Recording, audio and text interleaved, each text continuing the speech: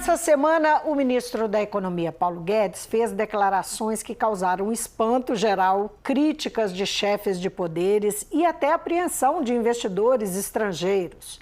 Ao responder sobre manifestações de rua no Chile e na Bolívia, Guedes falou sobre uma situação hipotética de instabilidade política no Brasil com a população nas ruas. Ele disse... abre aspas, não se assustem então se alguém pedir o AI-5 e completou, abre aspas, já não aconteceu uma vez? Essa fala coincide com o momento em que o presidente Jair Bolsonaro envia ao Congresso projetos de lei que ampliam o poder de repressão do governo federal. Some-se a isso o amplo histórico de declarações do presidente e de filhos dele e colaboradores próximos que levantam temores sobre uma calculada escalada autoritária. Eu vou conversar hoje com o sociólogo e cientista político Rudá Rissi. Muito bem-vindo, Rudá. Eu que agradeço.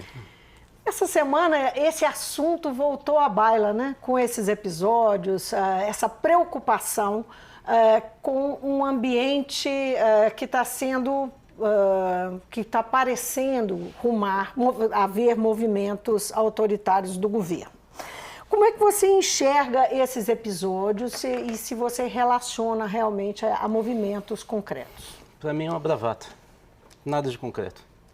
Ninguém vai baixar a AI-5 nesse país, não vai baixar. E, então, o que acontece? É, de novo, uma lógica de fazer política através de um discurso, de uma retórica que efetivamente nasce para chamar atenção. E aí, ao chamar atenção, ele polariza. A questão é, polariza com quem? Com Lula. Você percebe que antes da saída do Lula, não era, embora tivesse essas frases escatológicas do presidente, dos filhos, né, alguma coisa mais irritadiça de um militar ou outro, você não tinha esse tipo de ameaça, de mudar a Constituição ou de criar situações de maior repressão, não tinha. Foi sair o Lula e aí a preocupação começou a aumentar. E por quê? Porque nós estávamos lentamente vendo que o governo Bolsonaro ele estava perdendo completamente o apoio maciço que ele tinha em dezembro, não estou nem falando da eleição, em dezembro do ano passado, é muito pouco tempo. Nem a Dilma, só para lembrar, a Dilma no segundo ano tinha 78% de apoio. Na primeira gestão, que é igual ao do Bolsonaro. Ele está com 30%, em algumas pesquisas menos de 30%. Ele desidratou em um semestre e pouco. Então, ele já tinha essa dificuldade. O Rodrigo Maia já aparecia como uma efetiva liderança, possivelmente para a sucessão dele, ou que passaria pelo Rodrigo Maia. Ele tem o controle do Congresso, não o Bolsonaro. As discussões no Congresso são assim, humilhantes para o governo federal, inclusive pela fala do PSL, e é por isso que ele saiu. Então, você veja o seguinte, quando você faz ameaça porque você é forte? Quando você diz que vai fazer um AI-5, que vai começar a prender todo mundo, isso é demonstração de força? Não, isso é demonstração de fraqueza, de insegurança. Então, o que é que ele não tem o controle político do país, ele não se legitima. Então, ele tenta criar uma situação para polarizar. Eu não duvido que tenha até uma tentativa meio infantil de fazer alguma coisa com o Rio Centro, dizendo que a esquerda está indo para luta armada, tal coisa que todos nós sabemos que não tem a menor possibilidade, não é, de acontecer isso, porque nenhum partido fala disso de esquerda no Brasil, nenhum, nem de longe, diz assim nós vamos pegar em armas, assim não tem jeito, nenhum. Agora, deixa eu só entender qual que é o cálculo, porque esta é uma pauta que até ontem ela não existia. Ela não existia mais, a não ser numa perspectiva histórica, não é? De entender o passado e tal. Discutia-se, falava assim, AI-5, exclusivamente como um elemento daquele momento, né, que dá início aos anos de chumbo, que, enfim, que é um momento grave do regime militar e tal. E agora isso começa a ser citado com figuras, que um é o filho do presidente, o outro é o ministro da Economia. Não há cálculo nisso? Não, isso que é pior. Você está pegando só isso porque assusta. Sim, não, nós temos outros elementos. Você viu algum presidente da República postar no carnaval homens nus nas redes sociais? Não viu. Você viu algum ministro da educação na história do Brasil falar que isso que passou as orientações do Congresso, para falar a verdade, nem li. E fica falando que a Universidade Brasileira planta maconha. Você já viu na história do Brasil algum ministro? Olha, eu acho que está na hora da gente colocar o pé no chão e saber com quem nós estamos lidando. Nós estamos lidando com pessoas que não têm formação para governar o país. E que são assim, são domésticos. A fala deles é fala de que se faz em casa, numa briga de família. Não é arriscado tratar dessa forma e estar subestimando uma articulação que envolve personagens, por exemplo, independentemente do que pensa, mas um personagem como Olavo de Carvalho, que é um homem que brota como um guru, não é? O cara que é responsável com a base do pensamento dessas pessoas. Então aí o que a gente tem que fazer para ser mais... Há, por exemplo, entendimentos de que esse grupo começou a se articular, entendimentos não, há estudos dentro de universidade que esse grupo começou a se articular em 2015, de uma forma extremamente 2014, estratégica. Mas não tem nada disso, gente. Pelo amor de Deus. Eu estou só repetindo. Que coisa mais fantasiosa, né? Uma articulação mundial. Não.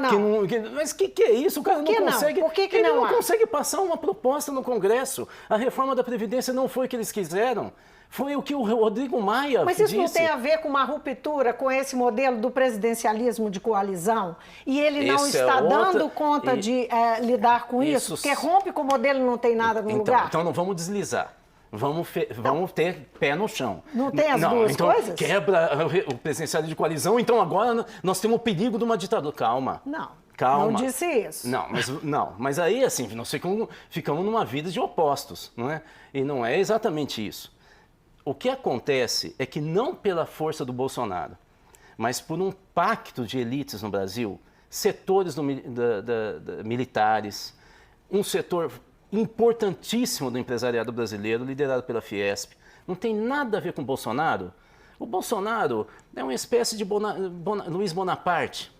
Assim, numa crise de representação ele surgiu, podia ser outro, só que ele é muito escatológico, ele é um cara que não consegue articular um projeto para o país, ele é desrespeitado internacionalmente, ele não tem contato com a igreja, ele não tem contato, assim, nada, assim, é uma pessoa que por acaso está aí, poderia ser outro. O que a gente não pode subestimar é que, independente do Bolsonaro, e é por isso que a gente não pode dar tanta voz para ele, existe uma articulação das elites brasileiras para quebrar o pacto da nova república. Aí são os 500. É aí que é o eixo. E não ele ficar falando do AI-5. Gente, inclusive, o filho dele foi falar de AI-5 e ele mesmo ficou falando. O que é que o ministro do STF, Ricardo Lewandowski, falou? Dá para abrir agora um processo de impeachment. Você já viu algum ministro falar que dá para abrir processo de impeachment? Nem nada, com a Dilma. O ministro do STF falou isso. Agora ele falou. Então não é assim essa brincadeirinha de fala o que quer. Agora, o problema é esse bloco. Esse bloco da elite brasileira, o que era o pacto da nova república? Quem está nesse bloco? Vamos lá. Eu já falei. Eu já falei, setores dos militares, uma parte está no governo, são todos militares, por exemplo, a Marinha e a Aeronáutica não têm esse alinhamento tão claro. O Bolsonaro, inclusive, para atraí-los, teve uma dificuldade imensa, teve que dar muito cargo. Eles têm até resistência. Mas tem um setor do Exército, que é liderado por uma outra pessoa, talvez a pessoa que mais tenha elaborado alguma coisa, que se for o caso eu posso explicar o que é que o grupo dele elaborou, foi o Vilas Boas, e o empresariado da Fiesp, liderado pela Fiesp, que há tempos vem brincando com a democracia brasileira, com aquela história de patinho amarelinho. Então, veja, esse pessoal não é um pessoal muito bem formado em política. Né? E o que era a Nova República? Era um pacto que dizia o seguinte: nós, em primeiro lugar, nós vamos garantir que o que ocorreu no regime militar é página virada. Nem vamos perseguir quem pegou em armas, mas voltou dizendo não quero mais a Revolução Armada, e nem quem torturou. Essa é a primeira baliza do pacto. Segunda questão, e olha, isso foi até a Constituinte. O general Leônidas, ele ameaçou o Congresso Constituinte, eu era assessor, isso está em livro. Ele ameaçou quando ele era ministro, inclusive, ele foi para dentro quando ele era general e falou, vocês colocam na Constituição que as Forças Armadas vão garantir a paz interna e não só externa, como ia sair na Constituição, ou então acabou a brincadeira. E o Congresso recuou. Esse pessoal sempre esteve aí. Eles nunca tiveram em outro lugar, só que eles tiveram em lugares que definiam o poder de uma vez por todas, né? Mas a Nova República, então, fez um alargamento depois do fim da ditadura. O alargamento era o seguinte: nem vamos colocar em risco as Forças Armadas e a propriedade privada, e nem vamos eliminar canais de comunicação com as organizações populares de representação social.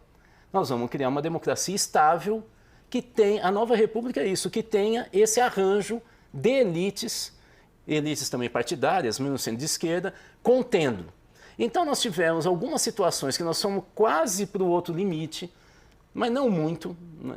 Coisa do Collor, em um outro momento com o Fernando Henrique atacando o sindicalismo, mas ficava no limite, ou um pouco mais para cá, que chegaram a falar que é a República Sindical do Lula, abrindo um pouco, mas não também muito.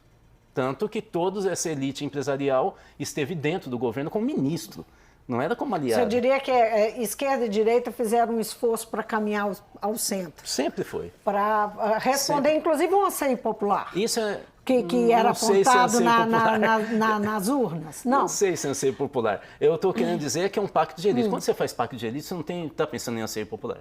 Você não está pensando em anseio popular. Mas não tinha uma resposta às urnas também nesse sentido? Não, os candidatos que faziam um discurso mais ao centro... Não, então veja, a Nova República... Não tinha um apelo maior? A Nova República foi, de certa maneira, adestrando a todos nós para a gente não sair desse limite. Para a gente ser respeitoso, para a gente... Nós nos ofendemos quando alguém começa a gritar... Por exemplo, brasileiro, se vivesse na Europa, estaria muito chocado com a população quando sai na rua e não derruba o governo, que é jogar pedra em polícia. Nós assim, ficamos super chocados com essas cenas aqui no Brasil, né? Porque houve um adestramento desde dos anos 80, 85 em diante, para que a gente ache que o mundo correto, civilizado é esse que está nesse parâmetro. O Bolsonaro, o governo Bolsonaro, a partir desse pacto da elite brasileira, que derruba Dilma Rousseff, e dá um apoio mais ou menos ao Temer, mas empurra ele porque ele não tinha legitimidade popular. Está vendo que não tem muita importância o que é o anseio popular tem a ver com esse pacto? Eles forçam o Temer para que ele faça reformas que derrubam a Constituição na prática, o espírito da Constituição. E, a partir do Bolsonaro, a porta está aberta e agora já começam a falar em constituinte. Né? Uma nova constituinte para mudar de uma vez... o que estava lá. O que acontece no meio do caminho dessa escalada, dessa visão muito egocêntrica, né? Dessa elite político, cívico-militar que tenta criar uma nova hegemonia? Começa a ter vou usar o termo deles, uma balbúrdia em todos os países da América Latina, alguns da Ásia, alguns da Europa, que criaram, implantaram o que eles estão querendo implantar na nova Constituição. Então isso cria, acende uma luz amarela. Tentar conectar com personagens aqui. O Guedes, ele representa no governo essa elite? Ele é é interessante isso, porque ele é um dos canais do empresariado, mas o empresariado brasileiro joga em várias pontas. Inclusive com diálogo com o PT. Porque esse episódio, inclusive... sim. Porque senão fica achando que eles são contra. Eles são muito inteligentes e eles comandam a brincadeira, sempre comandaram, né? Sempre colocando de novo limites para alguém que quer muito além numa agenda de reformas. Pois é, mas nesse momento existe uma agenda liberal, ultraliberal. Existe, pela primeira vez no governo, um governo... Esquece o governo não manda nada. De ultradireita. O governo não manda nada. Ele sinaliza. Sinaliza o que ele quiser. O guarda de trânsito também sinaliza, o brasileiro segue o que o guarda de trânsito... Não, olha, a questão é o seguinte, porque senão a gente fica com uma visão embaçada de que o país está sendo dirigido por quem está no governo. Não está. Está sendo dirigido para quem está nas empresas, principalmente São Paulo e Rio. Está sendo dirigido por setores militares. Eu já citei que é o Vilas Boas, uma das lideranças mais importantes, e não é o vice-presidente, e está sendo dirigido pelo Congresso Nacional, pelas mãos do DEM. É aí que está a estrutura de poder. Não está em nada no governo federal, que você tem que ver no Congresso o desdém. Então vamos lá, o Paulo Guedes é um dos canais, é talvez o mais importante canal de negociação com o governo Bolsonaro. Mas ele não tem muito prestígio. Ele não tem prestígio nem com o empresariado. Não tem. Por exemplo, mas ele está servindo a esses interesses. Quando ele fica bravo, por exemplo, no início da semana, ele estava bravo porque teve um freio nas reformas que ele pretende. Ele é de uma fração desse segmento. Ele não defende os. Qual é a fração? É a fração que quer criar no Brasil, ele é ligado ao segmento bancário. Ele é da fração que quer criar no Brasil um grande mercado de títulos. É por isso que ele queria securitização da dívida de todos os entes federativos do Brasil. Ele teve aqui, naquele BH Ativos, era ele que estava aqui, que a gente sabe a triste realidade que esse BH Ativos gerou em Belo Horizonte. E ele queria a capitalização da Previdência, que não deu. Olha, por que ele queria capitalização e quer securitização? Porque ele quer pegar o dinheiro dos pobres e as dívidas públicas e atrair para títulos de banco. E as PECs que ele mandou, que estão no Senado, que acabaram sendo julgadas para o próximo ano, não é?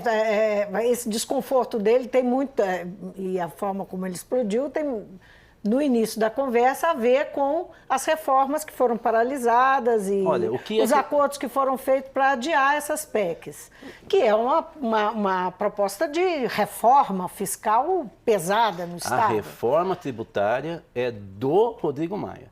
Se você... Não estou falando da tributária, não. Eu estou falando das PECs que chegaram. PEC ou medida provisória, Deus disse que o governo pode enviar. A questão é passar. Então, nós não temos que antecipar o sofrimento. A gente tem que acompanhar. E tem momentos e momentos. Por exemplo, na educação, tudo que eles estão querendo é derrubado. Tudo está sendo derrubado. Tudo. Se você quiser, acompanhe a campanha nacional pelo direito à educação, que é a linha de frente da defesa da educação pública no Brasil. Você acompanha o Daniel Cara, que é o coordenador nacional. Você vai ver toda hora ele falando, negociamos com o DEM, eles aceitaram não quebrar o FNDE, eles não conseguiram avançar na educação indígena, não conseguiram quebrar a figura do Paulo Freire como patrono da educação, nada. Eles não conseguiram. Não conseguiram. Então, assim, tem muita bravata, muita gente falando, e tem o mundo real da política, que é o Congresso. Você quer sentir a temperatura? É o Congresso. Então, a gente sabia desde o começo que ia ter reforma da Previdência, mas nunca nem próximo do que o Paulo Guedes queria. E ele foi derrotado. O que o Rodrigo Maia está falando agora? O Rodrigo Maia está dizendo o seguinte, olha, gente, o governo está aprendendo que não dá para fazer do jeito que ele queria, está negociando. Ele está soltando pontes para o governo, para administrar o governo. Você falou do Congresso, disse que está dizendo que o Executivo não conta, que o Congresso está no grupo que está mandando no país hoje, e o Judiciário? Então, o Judiciário, há tempos, vem sendo muito sensível ao que eles acreditam, que é também o que os militares dizem, nisso eles são muito próximos, ao que eles acham que pode ser uma ruptura social no país. E aí criar uma comoção, uma convulsão social. Então, assim, o STF há muito tempo vem julgando, conversando com lideranças políticas conservadoras, medianas, como Sarney antigamente, e agora conversa muito com o Rodrigo Maia. Né? Ou seja, eles ficam medindo a temperatura. Você vê que até a libertação do Lula foi sendo jogado para frente, porque havia um problema de libertar o Lula e o país entrar em convulsão, então não podia ser em alguns momentos, mas também não podia entrar em ano eleitoral como o ano que vem. Então eles foram medindo quando é que quem estava próximo dizia o tempo inteiro, olha, parece que está próximo o julgamento. Eles estão com medo da reação. Então o STF tem essa sensibilidade, eu nem acho que esteja errado. Sinceramente, pode parecer que eu estou querendo dizer que eles estão na mão da política. Eu acho que eles são um poder, uma das estruturas do ápice do poder brasileiro, que mantém, garantidor da República, eles têm mesmo que ter essa sensibilidade, não é? Quase sempre eles são meio conservadores, muito conservadores, mas eu entendo a postura deles, né? Vários deles têm um pendor mais à direita, mas direita nem sempre... A extrema-direita, né, é antidemocrática, mas a direita democrática aceita o outro. Eles conversam muito, né? Eles conversam muito. Então, eu acho, de novo, que o núcleo de decisão não está no judiciário. Em alguns momentos o STF toma uma postura ativista, né? E tenta, ou são os dois lados, né? Ativismo jurídico ou os garantistas, né? Que é o direito à defesa, a plena defesa de quem é acusado. Essa é a disputa dentro do STF. Às vezes você tem um lado que vai um pouco mais e ganha uma votação, o outro. Assim, me parece que tem um jogo de poder e contrapoder lá dentro bem interessante. Agora, é o Congresso que define e esse núcleo dos militares que está definindo um pouco o rumo da política. O que significa? Nossa. Que se o Bolsonaro cair, não vai mudar. É isso que eu estou querendo dizer. Não é o Bolsonaro que comanda, muito menos os filhos dele. Não existe um esgarçamento, um desgaste. Você fala, se o Bolsonaro cair, não vai mudar. Né? A gente teve um impeachment em 2016, um processo desde 2014 muito desgastante. Essa normalidade democrática, sabe? Até quando a gente aguenta uma normalidade, né? Como a gente aguentou na história do Brasil inteiro. Ou nós tivemos uma normalidade, uma paz. Mas assim, nós temos, digamos que desde 2016, 2015 para cá, desde 2013, vamos dizer, 2013 nós não podemos esquecer das jornadas de junho, mas o país vinha, digamos que, numa sucessão que sem grandes, enfim, desgastes, grandes quebras. Nós tivemos 2 impeachments. Sim, em 92, mas depois disso tivemos 20 anos aí com uma certa normalidade. Então, 20 anos do PSDB e do PT. Você não reconhece aí nenhuma possibilidade das coisas degringolarem, essa normalidade se perder? Não, calma. Nós não estamos correndo esse risco? Não, o risco a gente corre sempre, nesse país sempre, porque nós somos o país mais desigual do mundo. Ninguém vive com tranquilidade num país que tem uma desigualdade tão grande como é o nosso, né? Então, vamos entender, nós temos mais de 340 faixas salariais no país. Então, do mais pobre até o outro, são mais de 300 faixas. Eu não estou falando que são 300 vezes, mas são mais de 300 faixas. Então, assim, é um país extremamente desigual, não é? Então, assim, é evidente que isso é um barril de pólvora. Esse é o discurso do Vilas Boas, do general. Agora, vamos entender o que eles estão dizendo, porque a gente especula demais. Vamos ouvir. O que ele está dizendo e o pessoal dele o que aconteceu é que nós tínhamos um pacto desenvolvimentista, olha o que ele diz, de 1937. 37 é o Estado Novo. Ele dizia, nós vamos desenvolver com dinheiro para a indústria, porém, dentro do projeto industrial estão as Forças Armadas. Então, é investimento em pesquisa mais tarde, né, nuclear, é investimento na Amazônia Azul e assim por diante. Então, assim, eles têm um projeto e estão dizendo que eles foram escanteados. Eles dizem assim, a social-democracia, Fernando Henrique e Lula, destruiu o pacto, nós vamos recolocar. Esse é o debate. Então, a questão é o avanço da tutela. Exatamente. O que está em questão é os empresários, principalmente paulistas, e esse segmento dos militares, que não é a totalidade deles, quer a tutela do desenvolvimento do país. Ou seja, então a nossa discussão sobre uma escalada de autoritarismo está valendo? Não. Não? Será que nós com tutela não temos um Estado mais autoritário? Getúlio tutelou. Lula tutelou. Não, como que? O Lula não deixou ter gestão participativa. Mas tutela das Forças Armadas? Não, é tutela... Vai ser democrática? É tutela do desenvolvimento. Ué, eles sempre tiveram? Ou o Lula tirou as Forças Armadas da condução? Ou o Fernando Henrique não ouvia os militares? Não, eles sempre tutelaram, né? Então, a questão é, eles acham que do jeito que a gente estava indo, eles perderiam a tutela e nós quebramos um pacto desenvolvimentista. E eles querem refazer esse pacto. E não passa pelo Bolsonaro. O Bolsonaro é um sujeito que estava aí e teve sorte. Rudá Rissi, sempre trazendo aqui uma leitura que vai quebrar aí com as leituras que estão no cenário, Por aí, isso que eu sou estão na chamado, mesa. né? Porque se eu fosse mais um... Muitíssimo obrigado pela presença aqui no Eu Mundo que Político. agradeço. Aí, Eu conversei com o cientista político e sociólogo Rudá Rissi. Nossa conversa aqui a partir daquela, daquela fala do ministro da Economia, Paulo Guedes, sobre as 5, uma fala que leva a outra do filho do presidente Jair Bolsonaro, também citando as 5 como uma forma de coibir, de limitar as liberdades, eventuais manifestações. Vieram aí uma série de discussões sobre uma escalada, uma possível escalada do autoritarismo no país. Rudá discorda disso, acha que o governo de Bolsonaro é fraco e falastrão. A ver. O Mundo Político fica por aqui. Se você quiser rever a entrevista, é só acessar nosso site ou YouTube. E para falar conosco por e-mail ou Twitter. Obrigada pela companhia. Até a próxima.